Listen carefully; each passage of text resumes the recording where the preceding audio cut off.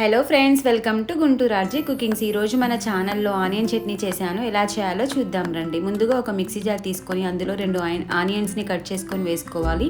అలానే కొంచెం జీలకర్ర, కొంచెం ఉప్పు, 2 టేబుల్ స్పూన్ల కారం, అలానే కొంచెం పసుపు వేసుకొని ఇలా వీడియోలో చూపించినట్లు కోర్సుగా గ్రైండ్ చేసుకోవాలి. ఈ చట్నీ అనేది 2 నిమిషాలు తయారు చేయొచ్చండి. చాలా బాగుంటుంది. బ్యాచిలర్స్ కూడా ఈజీగా ఈ చట్నీ, ఉల్లిపాయల చట్నీ అనేది తయారు చేసుకోవచ్చు.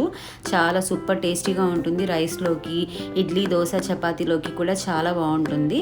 అదేవిధంగా ఈ చట్నీకి తాలింపు ఎలా వేసుకోవాలో చూద్దాం రండి. 1 స్పూన్ ఆయిల్ వేసుకొని ఆయిల్ హీట్ అయిన తర్వాత 1 స్పూన్ తాలింపు గింజలు వేసుకోవాలి. అలానే ముందుగా మనం కోర్సుగా గ్రైండ్ చేసి పెట్టుకున్న ఉల్లిపాయ చట్నీని వేసుకొని పచ్చివాసన పోయేంత వరకు 1 నిమిషం వరకు బాగా ఫ్రై చేసుకోవాలి.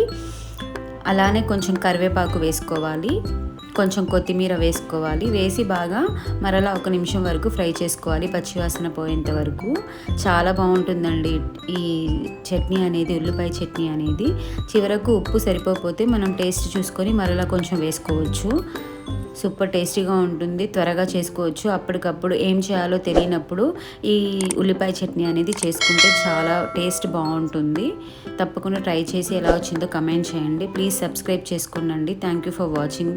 Bye friends.